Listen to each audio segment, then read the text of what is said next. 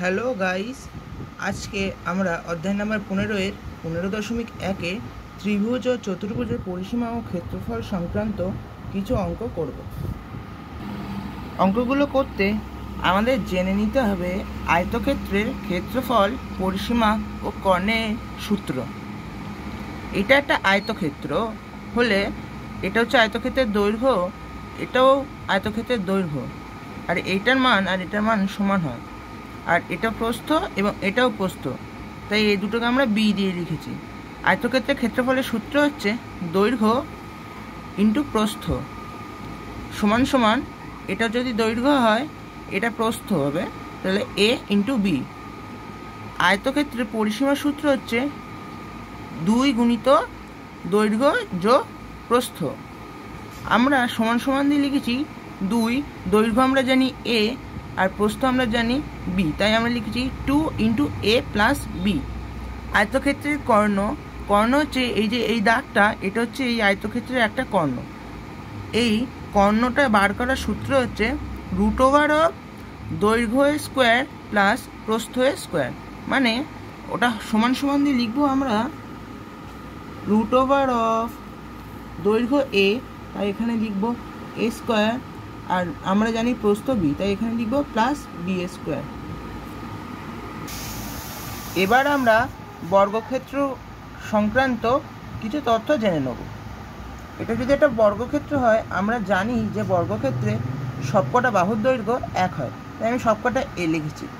বর্গক্ষেত্রের ক্ষেত্রফলের সূত্র হচ্ছে বাহু এ স্কোয়ার, তাই আমরা লিখেছি সমান সমান দিয়ে এ স্কোয়ার, কারণ বর্গক্ষেত্রে একটা বাহু হচ্ছে এ। আবার যদি আমরা বাহু বের করি তখন আমরা করবো হচ্ছে রুট ওভার অফ ক্ষেত্রফলের রুট করলে যেটা বেরোবে সেটাই হচ্ছে বর্গক্ষেত্রের বাহু। বর্গক্ষেত্রের পরিসীমার সূত্র হচ্ছে 2 ইন্টু বাহু প্লাস বাহু, তাই আমরা সোজা লিখেছি 2 ইন্টু এ প্লাস এ সমান সমান 2 ইন্টু 2a সমান সমান 4a।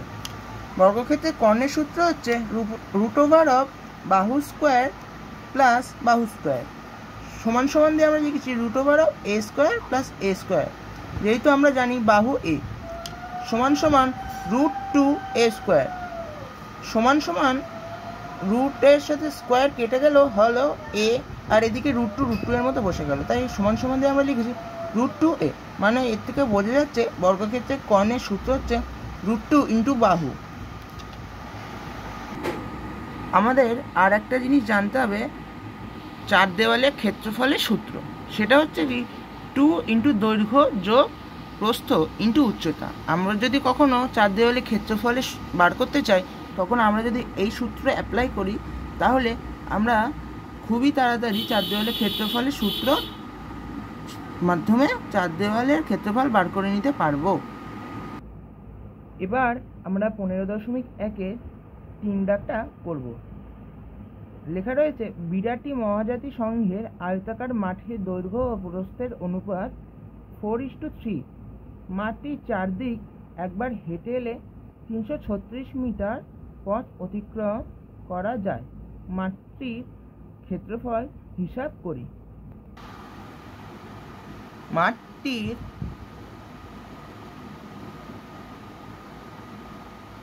দৈর্ঘ্য ও প্রস্থের অনুপাত সমান সমান 4:3।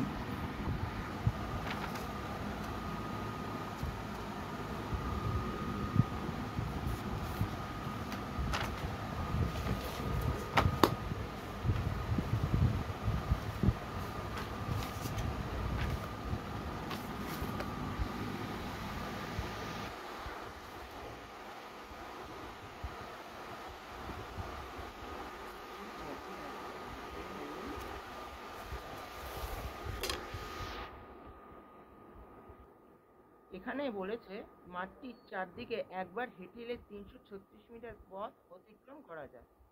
মানে চারদিক দিয়ে একবার হেঁটে আসলে 336 মিটার পথ অতিক্রম করে। আমরা বুঝে গেলাম যে এটা হচ্ছে আয়তাকার মাঠের পরিসীমা।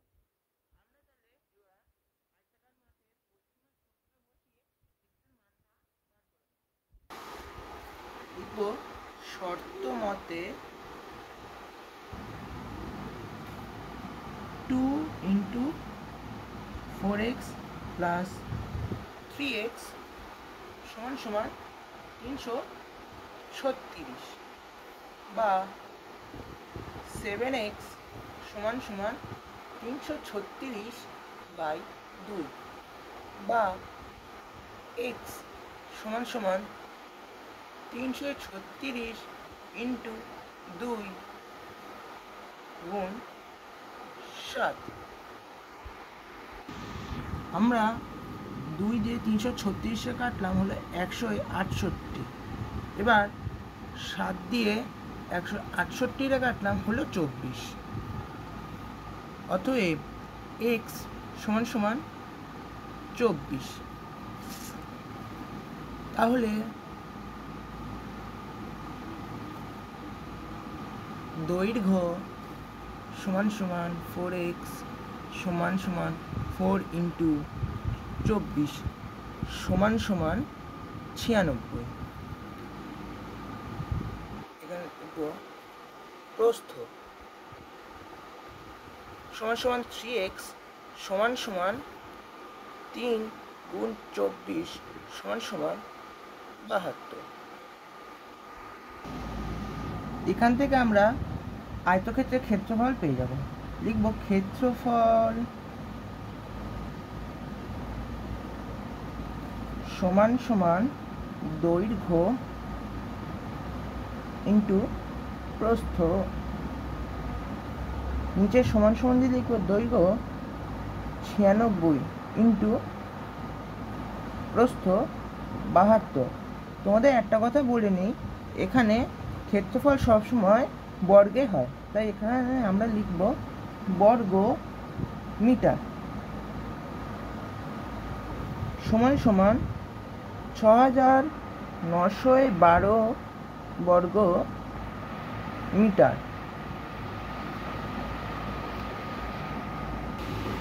আমাদের মাঠের ক্ষেত্রফল হিসাব করতে বলেছিল, আমরা মাঠের ক্ষেত্রফল পেয়ে গেছি। হয়ে গেল আমাদের 3 দাগের অঙ্কটা। এবার আমরা 4 দাগটা পড়ব। প্রতি বর্গ মিটারে 3.50 টাকা হিসাবে সমরদের একটি বর্গাকার জমি চাষ করতে খরচ হয় 1400 টাকা। প্রতি মিটারে 8.50 টাকা হিসাবে সমরদের জমিটির চারধারে একই উচ্চতার তারের বেড়া দিতে কত খরচ হবে হিসাব করি। এখান থেকে আমরা পাবো কি, এখানে দিয়েছে প্রতি বর্গ মিটারে 3.50 রুপিস, তার মানে হচ্ছে এটার এখান থেকে আমরা মোট ক্ষেত্রফলটা পেয়ে যাব। সেটা আমরা আগে লিখে নিই।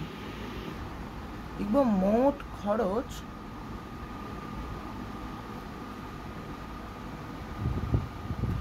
= 1400 টাকা। তারপর লিখব মোট ক্ষেত্রফল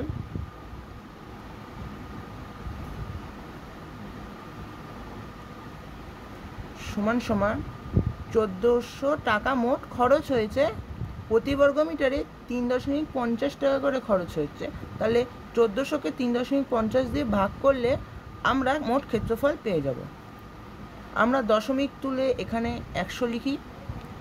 এটা এই শূন্য কেটে দিলাম। 7 দিয়ে এটারে কাটলাম 5, 1400 7 দিয়ে কাটলাম 200, 5 দিয়ে 10 কাটলাম 2। আমরা মোট ক্ষেত্রফল পেলাম 400 বর্গ মিটার। এখান থেকে আমরা বর্গক্ষেত্রে বাহুর দৈর্ঘ্য পেয়ে যাব। লিখব বর্গ ক্ষেত্রে বাহু দৈর্ঘ্য = √/, ক্ষেত্রফল আমরা যেটা আগে জেনে আসলাম = √400 = 20 মিটার। এখান থেকে আমরা পরিসীমা পেয়ে যাব। লিখব বর্গক্ষেত্রের পরিসীমা = আমরা আগে জেনে এসেছি বর্গক্ষেত্রের পরিসীমা = 4a অর্থাৎ 4 ইন্টু বাহুর দৈর্ঘ্য। আমরা তাই লিখব 4 ইন্টু 20, এখানে লিখব মিটার, সমান সমান দিয়ে লিখব 80 মিটার। এবার আমাদের চার দাগে কী চেয়েছে সেটা আমরা দেখি। লেখা রয়েছে প্রতি মিটারে 8.50 টাকা হিসাবে সমুদ্রের জমিটির চার ধারে একই উচ্চতার তারের বেড়া দিতে কত খরচ হবে। এখানে চার ধারের থেকে বুঝিয়ে দিয়েছে আমাদের পরিসীমার সাথে এই 8.50 টাকা গুণ করলে যত টাকা বেরোবে সেটাই হচ্ছে মোট খরচ। লিখব মোট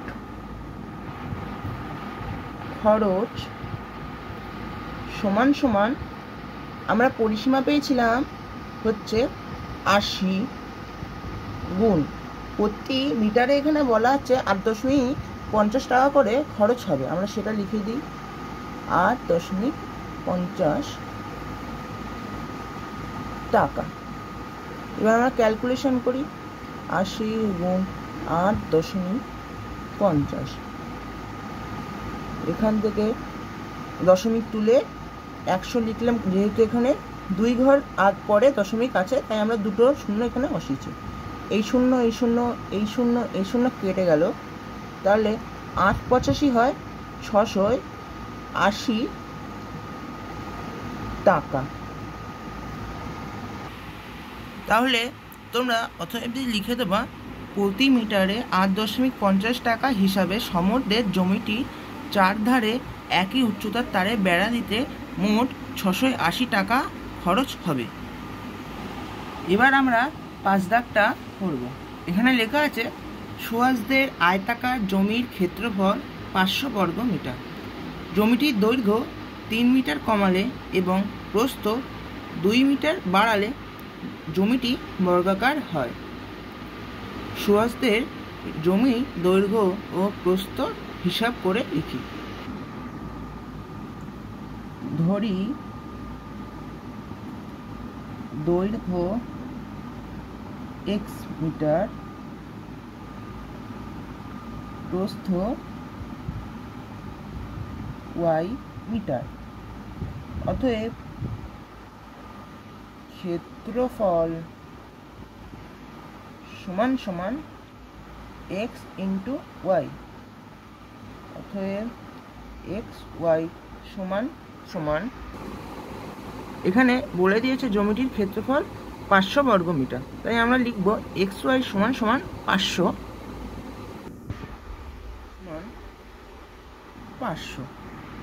এবার বলেছে জমিটির দৈর্ঘ্য 3 মিটার কমালে এবং প্রস্থ 2 মিটার বাড়ালে জমিটি বর্গাকার হবে।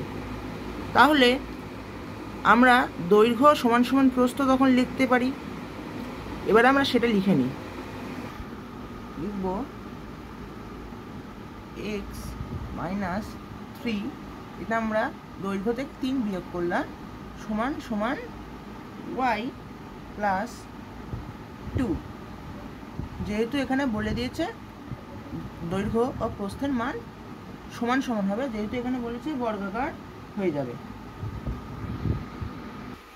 এবার আমরা এটা একটু ক্যালকুলেশন করে নেব, বা x - y সমান সমান 2 + 3, ওয়াইটা এদিকে এসে মাইনাস হয়ে গেছে, 3টে ওইদিকে গিয়ে প্লাস হয়ে গেছে, সমান সমান x - y সমান সমান 5।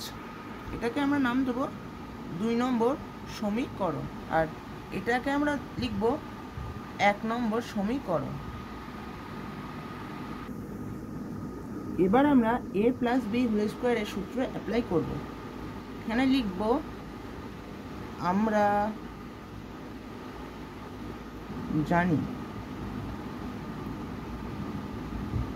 x + y whole square is equal to x - y whole square plus 4xy। সমানের নিচে সমান দিয়ে লিখব রুট ওভার অফ, যেহেতু এখানে স্কোয়ার আছে আমরা স্কোয়ারটাকে এইদিকে এনে রুট করে দিয়েছি। xy এর মান আমরা জানি 5 স্কোয়ার, প্লাস আমরা এখানে এক্স ওয়াইয়ের মান জানি 500, তাহলে আমরা লিখব 4 × 500। পরের লাইনে আমরা লিখব 25, 5 স্কোয়ার হচ্ছে 25, আর 4 × 500 মানে হচ্ছে 2000।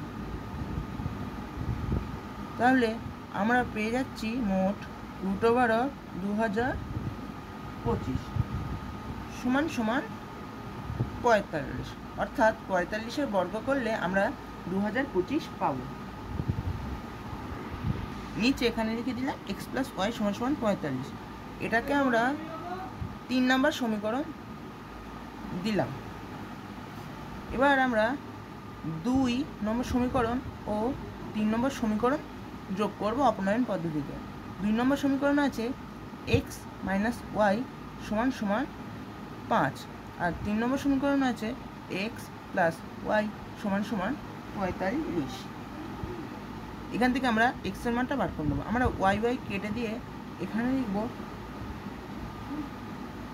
2x = 50। যেহেতু 45-এর সাথে 5 যোগ হয়েছে, তাই এখানে আমরা লিখব 50।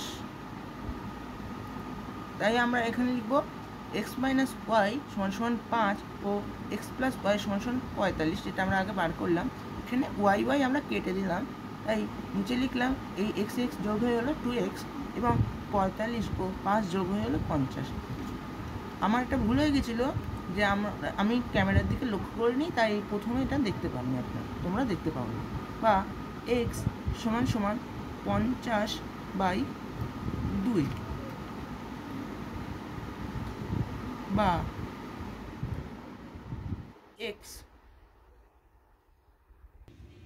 এখানে লিখলাম x = 50/2, বা x = 25। এখানে আমরা দৈর্ঘ্য পেয়ে গেলাম 25। এবার আমরা x এর মান 3 নম্বর সমীকরণে বসাবো। লিখব x এর মান 3 নং সমীকরণে বসিয়ে পাই ড্যাশ। 3 নম্বর সমীকরণে আমাদের কি ছিল? x + y = 45, বা x এর মান আমরা জানি 25, আমরা লিখলাম 25 + y = 45, পাশে ব্র্যাকেটে লিখে দিলাম x = 25। এবার আমরা ওয়াইটাকে রেখে 45-এর থেকে 25টা বিয়োগ করে দেবো, যেহেতু 25 ওইদিকে গেছে তাই মাইনাস হয়ে গেছে। সমান সমান y = 20। অতএব দৈর্ঘ্য x = 25 ও প্রস্থ y =